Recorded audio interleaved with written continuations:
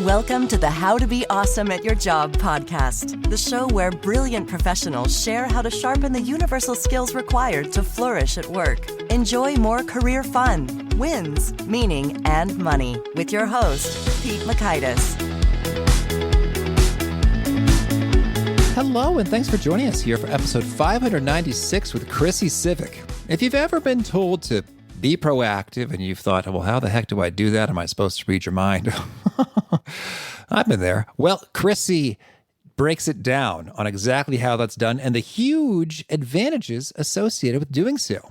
So you'll learn, one, how to become 5,000% more effective at your job. Stephen Covey's words, not mine. How to keep the unexpected from blindsiding you.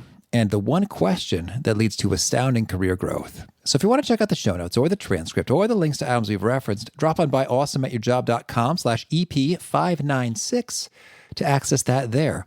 And while you're at awesomeatyourjob.com, I encourage you to check out some of our cool resources, such as the Gold Nugget email list, which gives the summarized wisdom from Chrissy in an email you can read in about 3 minutes, right on the day the episode releases, as well as access to the vault of all 596 Gold Nugget summaries from every guest ever. So you can access that. It's called the Gold Nuggets at awesomeatyourjob.com.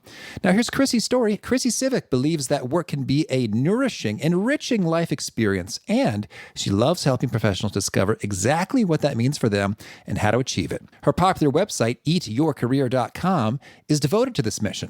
As an award-winning writer, certified career coach, and experienced corporate trainer, Chrissy brings a unique perspective to the world of professional development. She's a proud author of The Proactive Professional and The Invisibility Cure, both available at Amazon. Big thanks to Chrissy for sharing her wisdom with us, and big thanks to our sponsors. Check them out.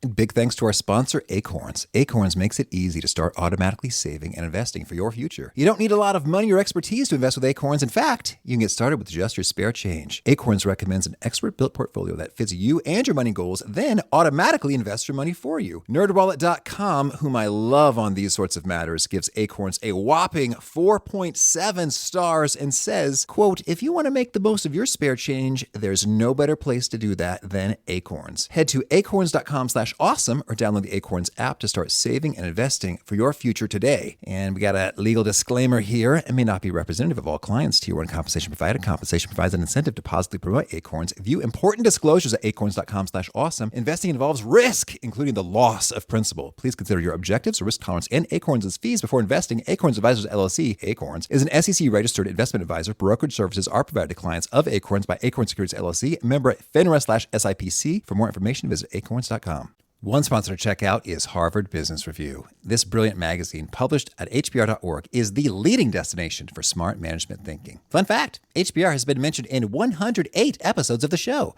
That's because HBR has great stuff that comes up often. They've got explainer videos, podcasts, real-world case studies, and much more. I think of HBR each night that I put on my special orange glasses. Their article, Will Blue Light Glasses Improve Your Sleep?, revealed that those who wore them reported better sleep and a 7% improvement in work performance as compared to those who wore the sham glasses.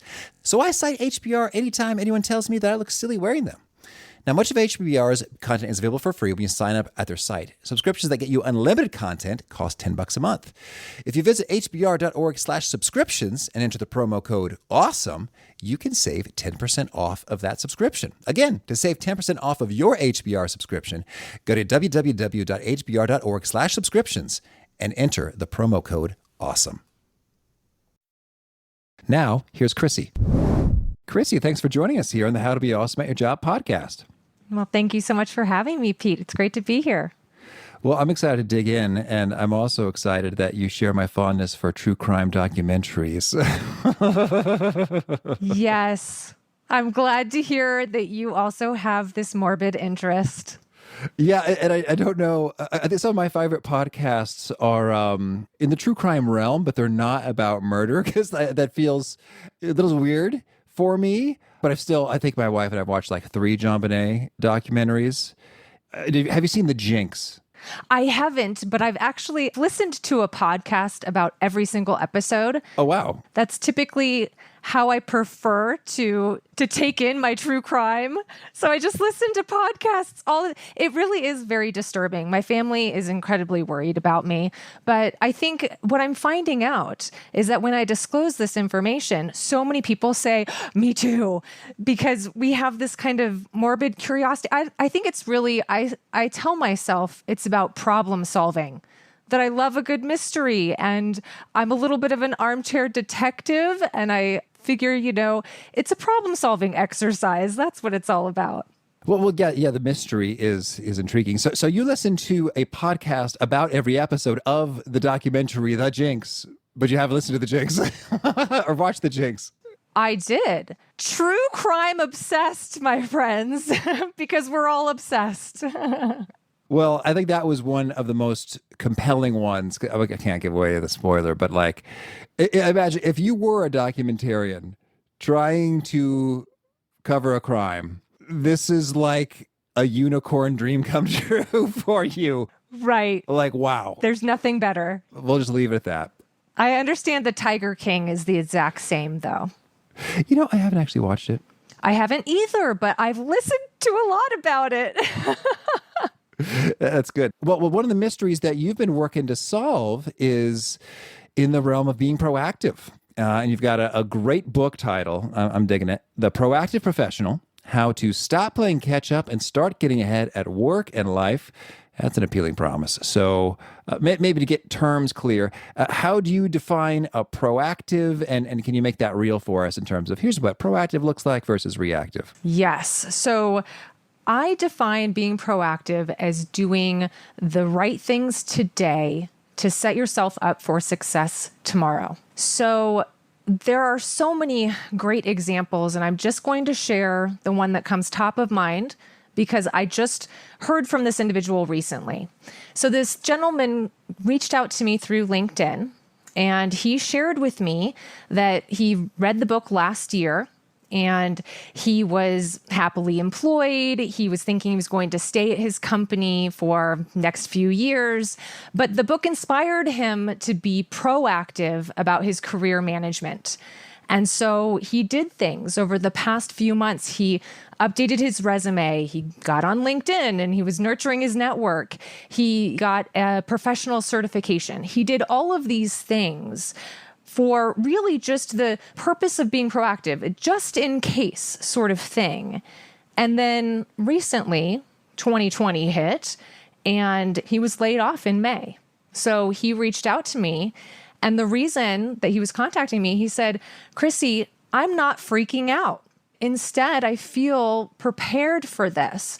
I did all of these things, not knowing what the future held, but now I'm ready to launch this job search where I'm looking at my colleagues. They've been laid off and now they're scrambling, trying to update their resume and do all of these things that I've been doing because I've been ahead of the game. So that's just a perfect, beautiful example of someone being proactive in their career. Yeah.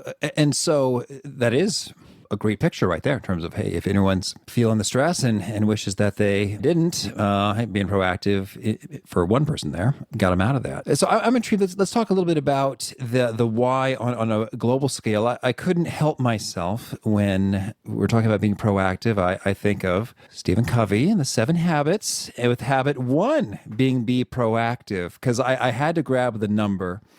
And I don't actually know what his underlying research base is, so maybe you can give us one. But I trust that he has one, and this is not hyperbole, but he says, the difference between people who exercise initiative and those who don't is literally the difference between night and day. I'm not talking about a 25 to 50% difference in effectiveness. I'm talking about a 5,000+% difference, particularly if they are smart, aware, and sensitive to others. So 5,000%, 50x. Does that sound about right to you? Is that squaring with your research and experience? Unpack that for us. 1,000%. I couldn't agree more. I believe that this is the skill set that really differentiates the average professional from the exceptional one. And I see it over and over again. I have researched this for years. I literally started to read about what it means to be proactive 15 years ago, I was working as an executive assistant, and the executive I supported at the time, he used to say, be proactive. I mean, multiple times a day. He would say it so frequently that I remember at one point I was like, oh, is he losing his mind? is he senile? We've talked about this a million times. But obviously he was telling me he needed me to improve in that area. So I started this research process, and I found that, Stephen Covey has some great material on this topic, but other than that, it is quite limited what's out there. What we find typically, and what disappointed me in the process, was that business experts and leadership experts and trainers and coaches, everyone was saying, be proactive. It's especially important in the workplace. It's necessary for success. But then no one was following it up to say how you actually do that and put it in practical terms. And that's what I need. When I'm learning, I need practical, step-by-step, actionable advice. And that's really what I set out looking for.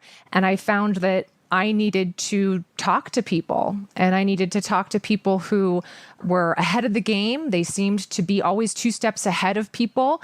And I needed to ask them, how do you do it? And break that down. Yeah, well, that's a nice way to phrase that. Always 2 steps ahead of the game. And indeed, to stop playing catch up, which is not fun, sort of an exhausting mental place to be day after day. So yeah, being 50 times as effective and not being stressed and exhausted and feeling behind like you're catching up sounds like a real big why to deliver on. And I'm glad we're going to dig into the how there, because you're right. I think be proactive. I think it's also sort of like be strategic. Stacey Boyle was a guest we had who said, I kept hearing that. I was like, what does that mean and how do I do it?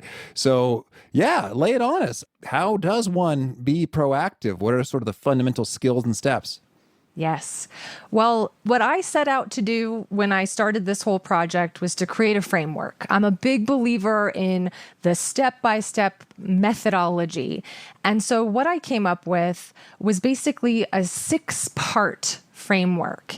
And so as I'm digging into what it means to be proactive, I realized that we tend to think about it as being one single skill.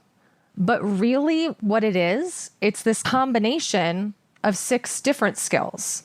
So it's a blend of, I think of them really as cognitive skills and behavioral skills. So it's about how you think, and it's also about how you act.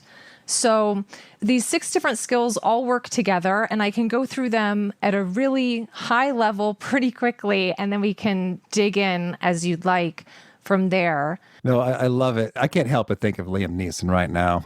We're going to talk about a particular set of skills.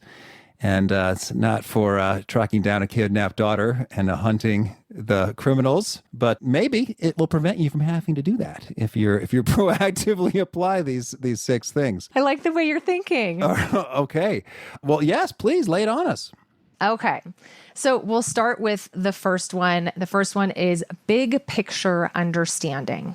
So big picture understanding is really all about understanding your context, understanding the broad environment in which you're operating. In the workplace, you need to think about at the highest level, things like the economy, things that are happening in your industry, things that are happening in your professional field, within your organization, within your team. You've got to keep an eye on all of that, because that's going to help you to make smart decisions for yourself in your career, and then also just on a day-to-day basis. So an example from my own career, I started my career in banking, and that was in the late 90s all the way up until 2008, which was just an incredibly turbulent time in the US economy. And it was really important for me to keep an eye on those things happening within our industry and the economy, and to watch that not only for my clients, so I could be proactive on their behalf, but also for my own career. And thankfully, I was able to kind of look out and make some decisions for myself that allowed me to leave the bank where I was working about 3 years before it became the largest bank failure in American history. Oh, right. And really fortunate, to be able to take that kind of a proactive step where, unfortunately, so many of my former colleagues lost their livelihood in that process. It was a really disastrous situation. But that's the importance of the big picture understanding. And I'm intrigued there. So I don't know if you're like The Big Short, like you put all the pieces together in terms of this is what's going to go down, or how'd you pull that off? And did you know precisely, okay, we got a problem with these mortgage-backed securities and the ratings on them are being, what did you know and how did you get to know it? and how was that enough to say, uh-oh, let's look around elsewhere? I think it was paying attention. And I don't want to in any way imply that I had some sort of unique knowledge. I don't think it was that. I think it was just paying attention and really thinking through the implications of some of the things we were seeing. We were seeing extremely low interest rates. We were seeing mortgage standards had been incredibly deteriorated. People were over leveraged. It was just this confluence of things happening that made me feel uncomfortable. Gotcha. So you're like, something bad may be happening soonish is maybe the extent of it. Yeah, it's kind of instinct. And paying attention to that and just the broader environment. I think a lot of people probably did see, but they didn't take action soon enough. And they kind of were hoping for the best and they saw those same things happening. But one of the biggest problems with people being proactive is that it's risky, right? For me to leave a secure job where I was making a lot of money and go somewhere else is a risk and with no guarantee of a successful outcome. And a lot of people don't want to take risk. They're willing to kind of wait it out until action is forced upon them.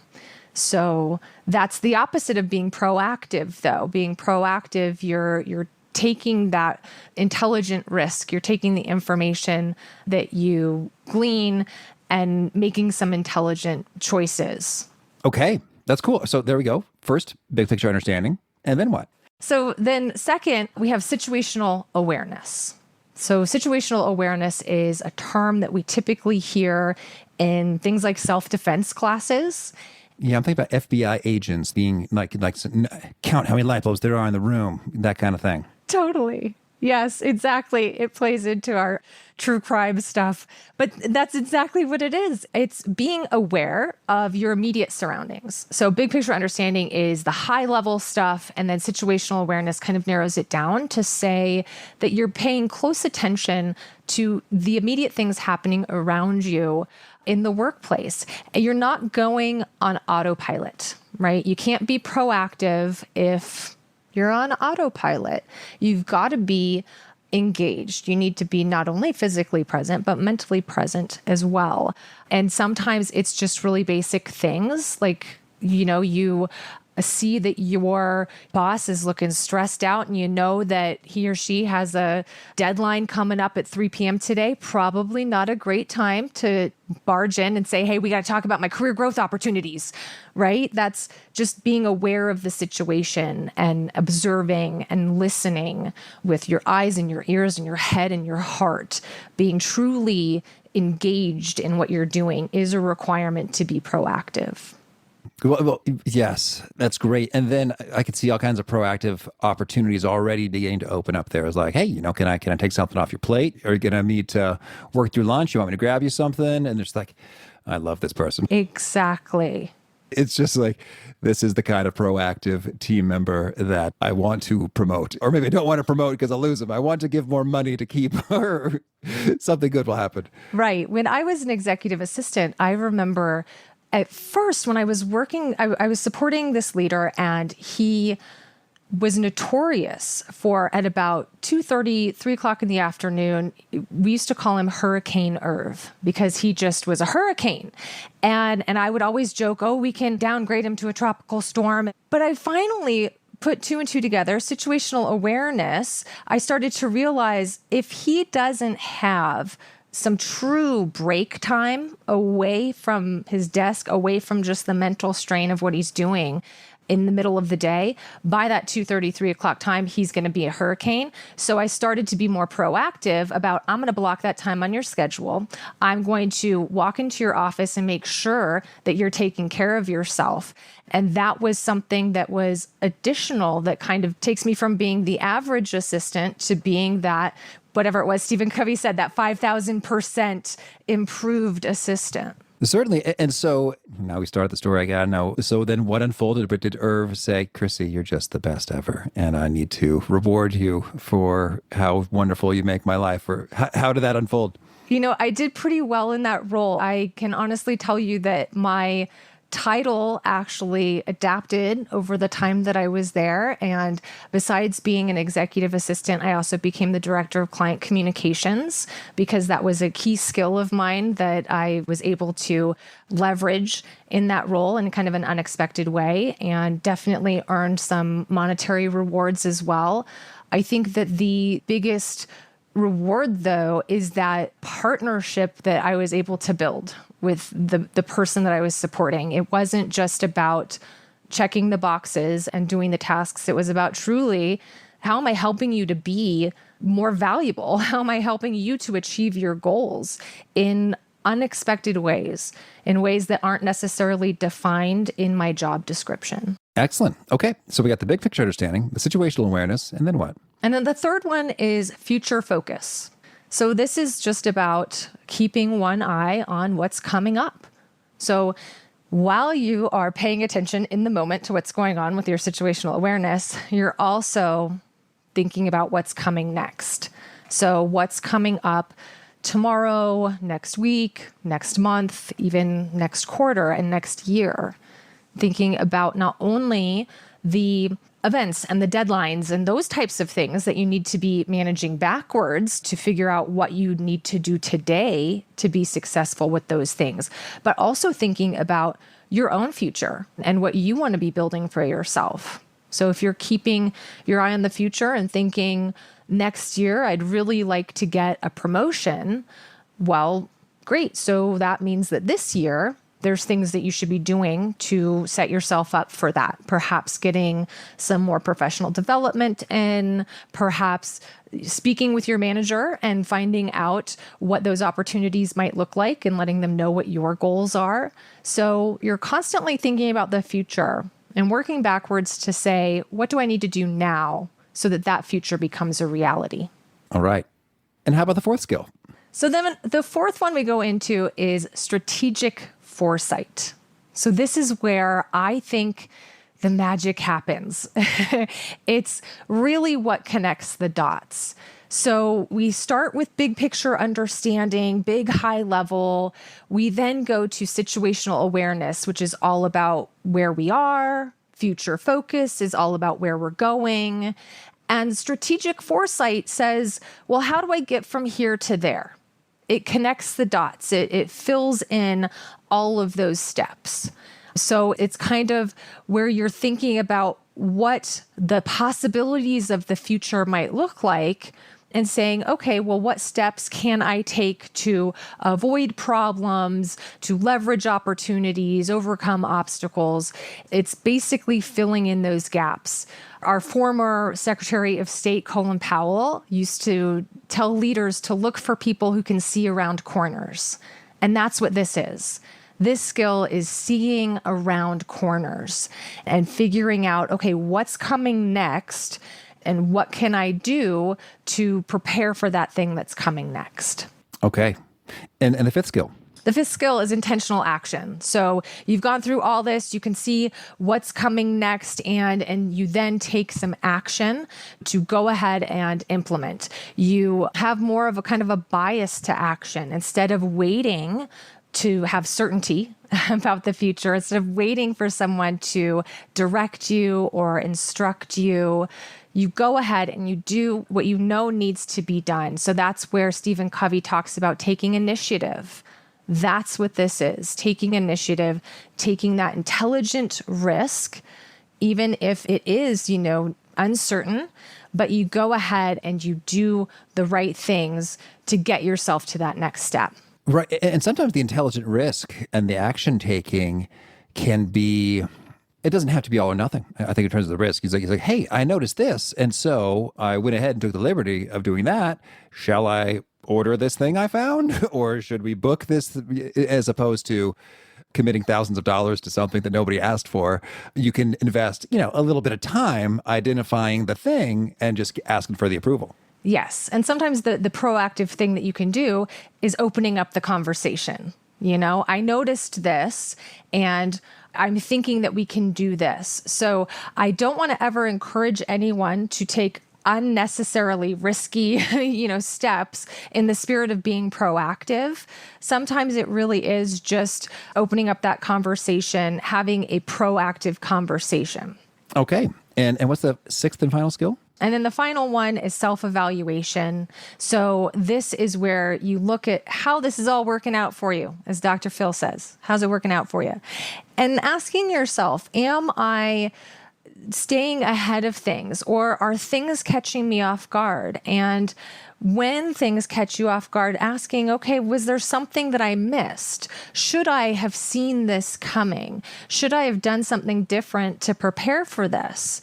And in all of that, you develop these lessons and this new understanding that then goes right back into your big picture understanding. So it's all this wonderful, beautiful cycle that continues.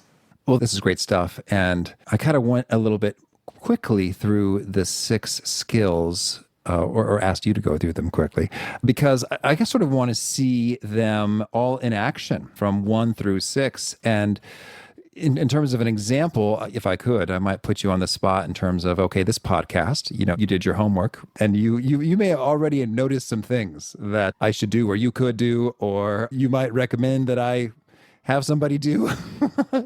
So if I could I put you on the spot? It's okay if we, get it wrong or you misassume, but could you maybe give us a demo from 1 through 6, big picture understanding? Hey, Pete and the How to Be Awesome at Your Job podcast, what's some proactive stuff one might do?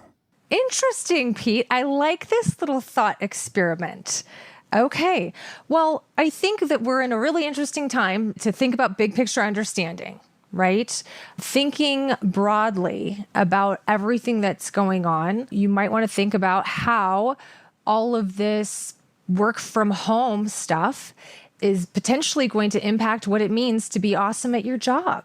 Certainly. So big picture, thinking about that and thinking about how perhaps the needs of your audience are changing. Situational awareness would just be you're continuing to look for immediate feedback from your audience and an interaction with them to find out what's really speaking to them, especially right now in this time. Future focus, continuing to think about where you want your podcast to go for you and for your audience. And the strategic foresight piece would be connecting those dots. Okay, well, where we are right now and giving people what they need right now in this moment. How can we also be setting ourselves up for where we're going in the future and how we're expanding as a brand and our offerings? Taking intentional action, doing it, getting going, moving fast on it so that you're making moves. And then self-evaluation, always just looking back and thinking about, okay, what worked, what didn't, what can we tweak for next time? Okay, great. Thank you. And so then I'd love another example in terms of, that was one piece of listener feedback. One of my listeners said, I love it when you ask, can you give me another example? Yes. So here we're doing it. We're taking some intentional action. Perfect. So we heard about Hurricane Irv and the support you offered there. We heard about, for me in the podcast, and some proactive things to do. Could you tell us a fun story about someone who made the leap from mostly reactive to mostly proactive and saw some great things happen and through taking the 6 steps? I have so many fun stories. I work a lot with support professionals and administrative professionals. As I said, I'm a very proud former executive assistant myself. So last year, in fact, I worked with an executive assistant. She reached out to me when she had just been promoted to supporting someone in the C-suite at a global technology firm. And it was her first time supporting at that level. So she really wanted to set herself up for success and really go in there with a strategic plan for how she was going to stay 2 steps ahead of this incredibly busy and very powerful woman she was going to be supporting.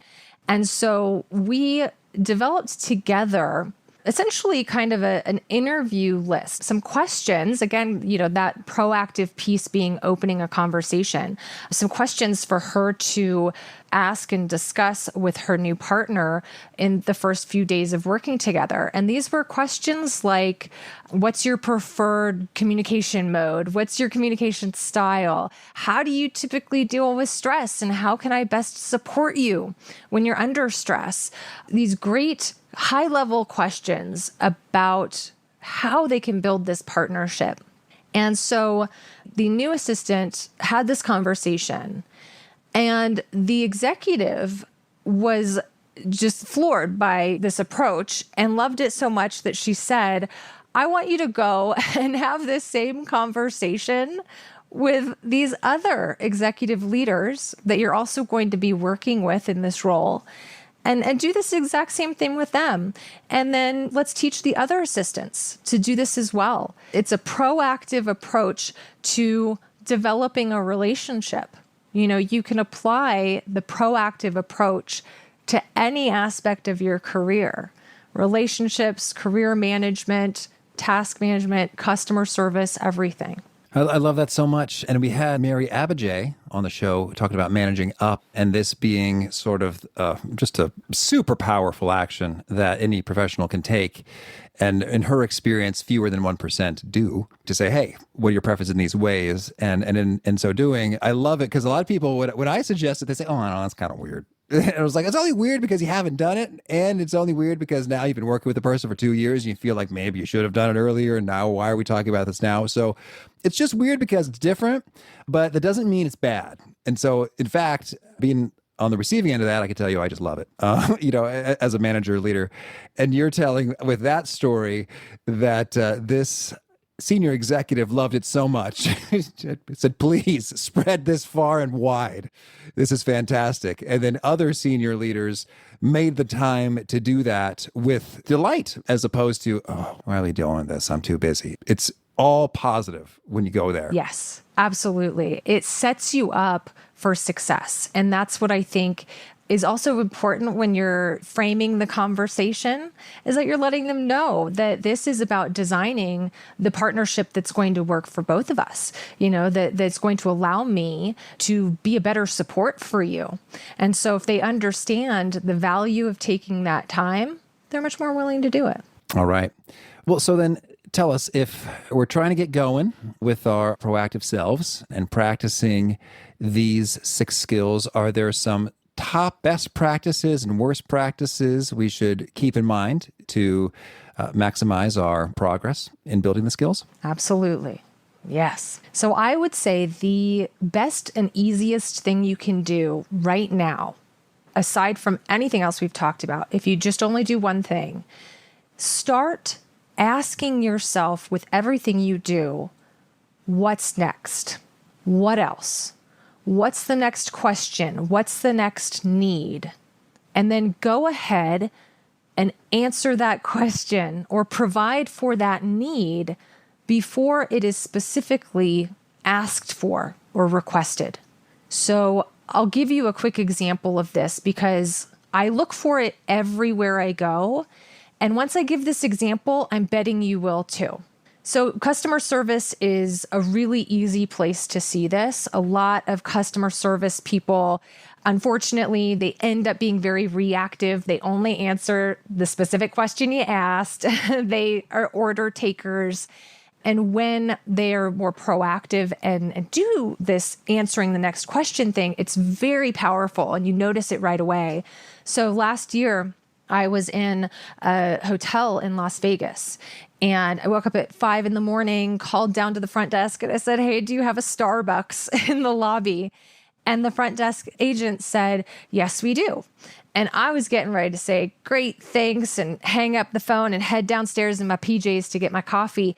And then he stopped and he said, and it doesn't open until 6. So he gave me this additional information that I didn't think to ask. It was 5 a.m. in the morning. I'm not thinking about that. I'm just asking if you've got the Starbucks. But he gave me the information that I really needed before I even thought to ask for it myself. And thank goodness, because I didn't want to be walking down there in my PJs for it to be closed. And so when you start to see that and you go, that was really proactive. It's a super small, teeny tiny little thing, but thank goodness. And we can do that for our clients. We can do that for our managers. We can do that for our colleagues, even if they aren't asking the direct question, even if they aren't saying the direct thing they need. We know it a lot of the times. We have to own our own expertise and say, I know what it is that you aren't thinking to ask. Let me go ahead and give you the information you need, or let me go ahead and get you that thing that you aren't thinking of that you need. We can do that. And all it is, it's that simple shift of starting to think about what else, what next. What's so great about that example is you're right. Anyone can do it. And there's situational awareness in terms of, oh, I have a feeling I know what you're driving at. is that you would like to have caffeine inside of you. And then that's so simple and it doesn't open until 6. And I guess, boy, this is a continuum. You can go all the way the distance in terms of, however, there's one across the street, which is open right now. And it's like, okay, or you could take it even further in terms of our staff is happy to acquire that for you and bring it up to your room. What would you prefer? And you can sort of then choose for yourself in terms of, hey, given my availability and my bandwidth and my boundaries and what's appropriate, I can sort of draw the best line as opposed to just sort of defaulting to question answered, we are done now. Right. It really puts you in a very powerful place of being of true service to people. This is a skill that is trained at the Disney University.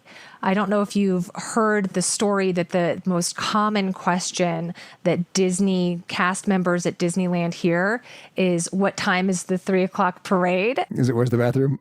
Oh. Where's the bathroom is probably pretty common too. But what time is the 3:00 parade? They don't really mean that. The 3:00 parade is at 3:00, duh. They're frazzled and they're pulled in a million directions, and they want to know what's the best place to watch the parade. What time will the parade get to me where I'm standing right now? They've been standing in the hot sun in lines for hours, so they're not thinking clearly. And Disney guest service people are taught to anticipate the true need. Don't just answer that the 3:00 parade is at 3:00. Give them what they really need and find that out, inquire, have some proactive conversations with them and anticipate their needs. Let them know, well, right around here, if you watch from here, it passes by at 3:15, but I'd go over there by the ice cream shop. Give them what they really need. You know what they need. They don't know. They're frazzled. And what's great about that example is that, your knee-jerk reaction, I'm like, it's 3:00, you idiot. In terms of, it's like, why are you bothering me with this? You can very much take an indignant, sort of selfish knee-jerk reaction to it. But I think it's also just feels better from a humanity, happiness, energy experience in terms of thinking and operating that way. Not so much, how could I get through this interaction as quickly as possible because I have too much to do and I'm exhausted and frazzled, to, this person has a need and I have an opportunity to delight them. And I don't want to seem too, Pollyanna or unrealistic, but I really did. With my first job, it was at Kmart. My first job, like with a normal, I delivered newspapers and did lawn stuff, but like in terms of like a paycheck, it was at Kmart. They called me Pantry Pete because I worked in the pantry. That's why. Good to have a nickname. Always good. And I remember they said in one of our training videos that we had the power to please, which meant like doing substitutions in terms of, we're all out of the 24-pack of Pepsi, that sale, but, we can give them 2 12-packs at the 24-pack price. And I just thought that was the coolest thing. One, because, I'm 17 and I don't have a lot of authority in a lot of ways. And that was just kind of cool. Like, I could do that? Yeah, power. And 2, it was really nifty that it kind of got my, creative service juices flowing. And it really was fun in terms of, oh, how could I delight someone? It's like, oh, you know what? We don't have that. But you know what? There's this other brand of thing, which is almost really the same thing. It's nuts and caramel corn in a bag. I think you'll find that it's just about what you're after. And I say, oh, I've never heard of that. Okay. I guess poppycock, fiddle faddle, Cracker Jack. Same difference. Pretty close. It's great, though. It brings us back to that big picture understanding, right? Because it reminds you of your big picture purpose in your role. Pantry Pete is there to help delight customers and get them what they need. And so you're then given the power to proactively prevent a customer from being dissatisfied. So I love that. I think Disney does the same thing, right? It reminds their employees, big picture, we're here to make magic. And these people have paid a ridiculous sum of money to be here. So any opportunity you have to make magic, let's do it. Even in super small ways, answering the 3:00 parade question, you can make magic. So I think companies get it right when they empower their employees to do those kinds of things. Well, Chrissy, tell me anything else you want to make sure to mention before we shift gears and hear about some of your favorite things. I think I'll just add that one of the things I hear frequently from people when they go through my training or they read the book, they come back and they tell me about the moment that it happens, that they finally, their boss or whoever finally says, "You read my mind." Because it's such a powerful moment when you're able to proactively anticipate someone's needs and you come off looking like a mind reader. And I think that's one of the coolest things about learning to be proactive is that you start to get that kind of reputation. Oh, I'm a mind reader. I can figure out what you need before you even know you need it. And the first time that happens, it feels so good. And I'm not suggesting, right, that I'm really teaching you how to be psychic. We never really know what the future holds, but we can always take some proactive steps to set ourselves up for success. So I love that. And if you get that, anyone listening, if you get that moment when somebody tells you, you read my mind and it feels great, let me know about it. I love it. And that's powerful in so many domains in terms of, that's with your colleagues as well as now I'm thinking about marketing now in terms of the term mind reading makes me think of, I took Ramit Sethi's copywriting course, and there's some useful stuff. And he talked about trying to understand people's hopes and dreams, fears and pains, and barriers and obstacles. And sure enough, once you get some of that, it's like, oh, hey, I'm making content that's quite relevant to you. And that is really fun when you get those emails. Like, yes, that's exactly what I wanted. And then even when you're making a landing page or a marketing communication or whatever, it's just so much more resonant in terms of, yes, that is what I need. You get me. You read my mind. And so whether you're collaborating, you're marketing, you're selling, you're just being a great partner and friend. Yes. Personal life as well. Absolutely. Yes. We can be proactive for one another. We're on the bus and we see somebody, who needs a seat. We can stand up before they have to ask or beg for it. We can be proactive in literally every single aspect of our lives. Beautiful. Well, now could you share with us a favorite quote, something you find inspiring? Yes. So the biggest one that I rely on comes from Nelson Mandela, and he says, let your choices come from your hopes, not your fears. And I hope to live my life like that. I don't want to ever look back and regret that I didn't do something because I was afraid. And I always encourage my coaching clients to do the same, aim for what you hope for. And how about a favorite study or experiment or bit of research? I love the marshmallow study. Oh, yes. Where there's kids and they're given the option, if you can not eat this one marshmallow, when I come back in 15 minutes, I'll give you 2.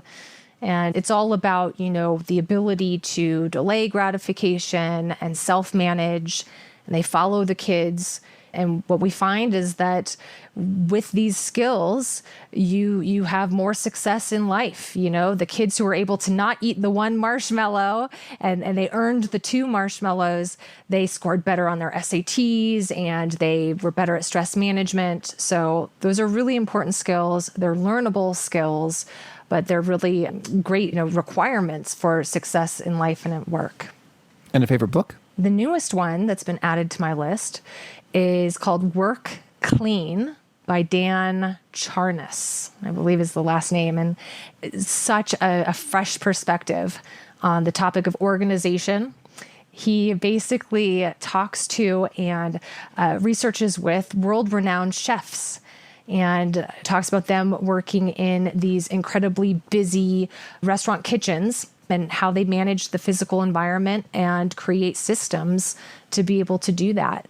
So it's a really new idea, new way of looking at cleanliness and organization, and he applies it to the corporate world, which is really cool. And how about a favorite tool?